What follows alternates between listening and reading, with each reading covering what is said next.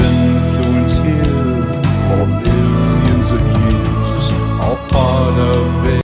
Night Dreams Talk Radio, After Dark, wants to give a big shout out to all the truckers that listen to our show.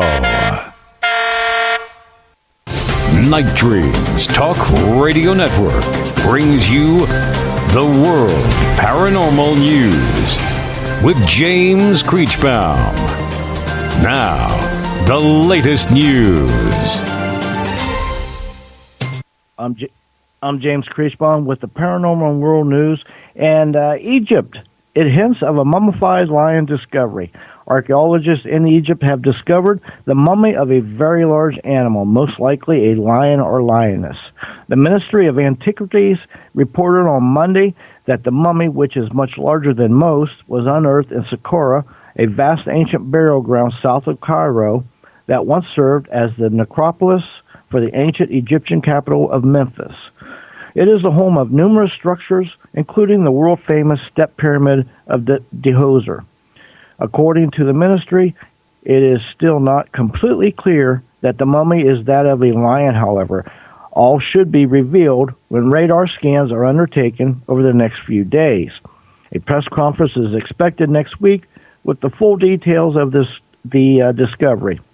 While cat mummies were very common in ancient Egypt, lion mummies were much rare.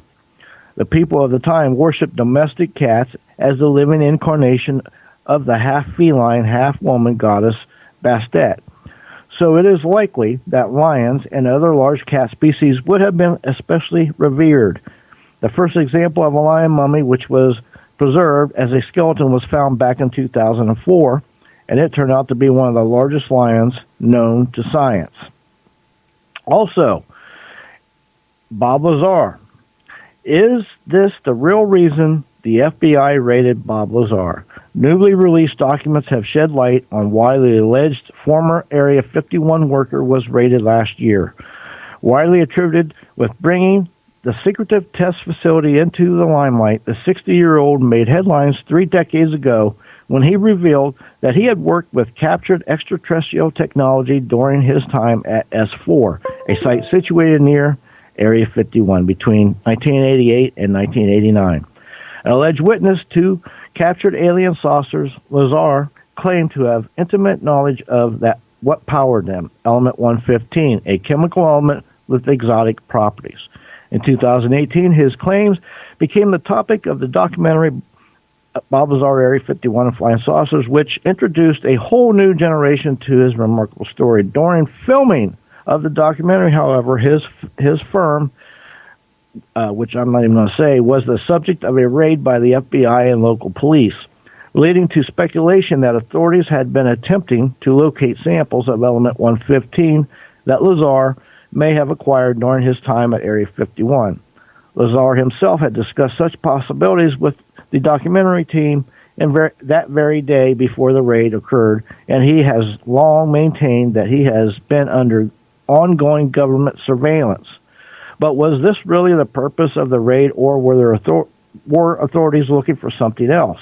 Now, according to reports written by Michigan State Police Sergeant Detective, the search was actually related to an investigation into the death of a 31-year-old person who was believed to have been poisoned by thallium sulfate, a highly toxic substance. While Lazar himself is not a suspect in the case, it is understood that the raid was designed to determine who may have previously purchased thallium from the United Nuclear Scientific.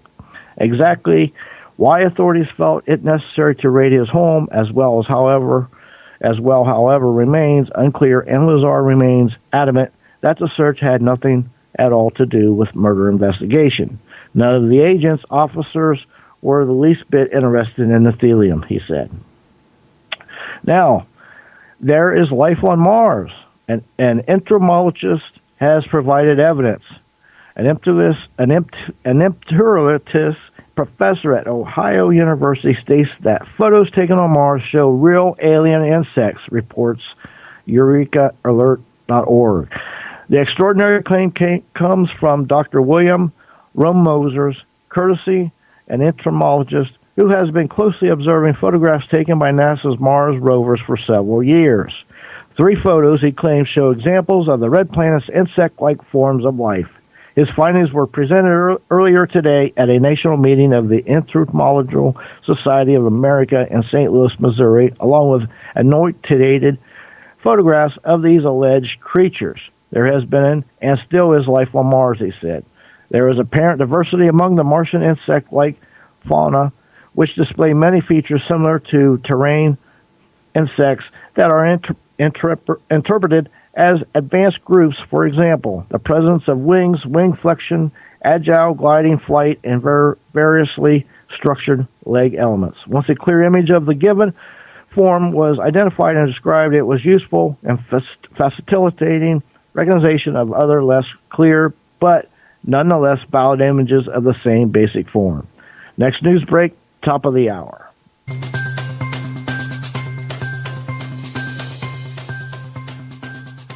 You're listening to Night Dreams Talk Radio After Dark with our host, Gary Anderson. Hey, that is me. Well, I hope everybody's been having a cracking day, because I sure have. It's been one day that, well, I can tell you, it started out great, got worse, then got great, got bad, got great. What can I say? Well, I gave my wife money to go Christmas shopping this weekend. I hope she doesn't buy the stores out. I know the economy is starting to slip, but, maybe this year people aren't going to spend as much money because the tariffs is causing. Last year they had great deals like on TVs and electronics, and it seems like the prices are quite a bit higher. Have you noticed that at all, James? I have. It's not as bad in the Midwest, but I'm sure it's worse where you're at on the West Coast or even East Coast. But yes, I have noticed that prices are just, you never know. They're up and up and up, and I don't know how people pay their bills anymore. I don't know. Our president's about ready to slap more tariffs on China, bigger than ever. I thought what he was saying a couple of weeks ago, that he was close to signing the deal, but I've been hearing that, well, we're close to signing a deal quite often, and it has never, materialized. Yeah, that's a good one. The deal. That's his famous one-liner, I think. What's it called? Art of the Deal. There you go. Art of the Deal. Yeah, I don't know.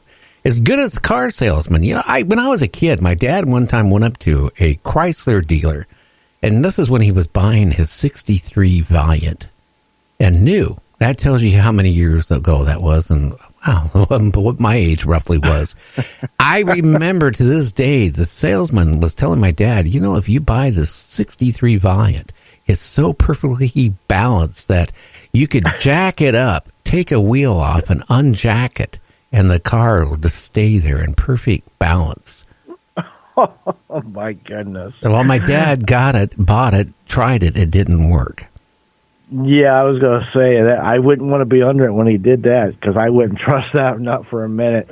That's comical. Yeah. And if you work on your car, please make sure if you get underneath your car, block it. Don't depend on a jack. My dad, when I was a young kid, I was playing around with my 57 Ford, and I remember, it was in the backyard, so it was not on concrete, thank God. My dad hammered, always block it. I don't need to block it. My dad wasn't home. Nobody was home. I jacked up, and I figured all I'm going to do is just drain the oil. And wouldn't you know it, the jack slipped. And the only thing it kept my head from looking like a pancake is because the soil was kind of damp. And it was the backyard. And when we planted the grass, my dad put out a lot of sand mixed with the soil. So it was kind of spongy. If that would have been a hard pack, I wouldn't be talking on the radio now. So I always tell people, if you're going to work on your car, block it up and make sure, you got a block behind the rear wheel. You don't want to be one of these people that get, oops, and that's it. Right. It's funny.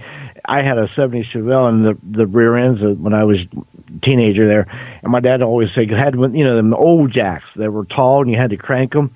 Uh-huh. And the back ends are high. He'd say, don't stand behind that jack or kick out. Sure enough, that one day, that kicked out and it stuck right in the side of a trailer. was like, God, that would have killed me. Yeah, it would have. Now, let's see. We're trying to get Whitley on the phone here, so we're going to get him on. And you're listening to Night Dreams Talk Radio After Dark. This is Gary. Hello? Hi, Whitley. How you doing? This is Gary on Night Dreams Talk Radio After Dark. How's your day going, my friend? Oh, fine. Well, anyway, why don't you tell the listeners a little bit about yourself? Then we'll get into your book and your abduction case, or many abductions, and we'll get into it. Okay. My name is Whitley Strieber. I have a new book out called A New World. I had a close encounter experience in 1985. I wrote a book about it called Communion. Then it continued, and I wrote two more books called Transformation and then Breakthrough, and then it trailed off, and I wrote about the experience in different ways over the years. But then in 2015, it started again, and the new book, A New World, is the result of what's happened since 2015. Now, did you have a break of so many years between what was going on, or was it going on a regular basis? I mean, and if you had a break... it went on a regular basis to the extent that it was obvious enough what was going on for about 3 or 4 years after I published Communion. That's why I published the two follow-on books. But then it was not... It happened from time to time, but not to that extent, and I would write journal entries on my blogs on my website about it when things happened. And one or two things, a big incident happened in 1998 that wasn't seemingly alien related, because it was a conversation with a man who had some very extraordinary and unusual ideas. I published a book about that called The Key, which is a transcript basically of our conversation. And then in 2007, there was a pretty intense experience that both Anne and I observed, and Anne is my wife, and I published a blog entry about that. But there wasn't much until she passed away in August of 2015. Sorry. And starting in, I guess, in September or late September or October, the experience began again in a totally new way, and the new book is about it. That's what it's about. Now, in your new book, you kind of talk about they're trying to communicate with you or with humans. Us. Yes. Humans, yes. Yeah. And there is a problem. There are a lot of problems with that. It does not work. It's not going to be sitting down and across a table from an alien and talking about starship plans and stuff. This is something very different from that. It's quite different. And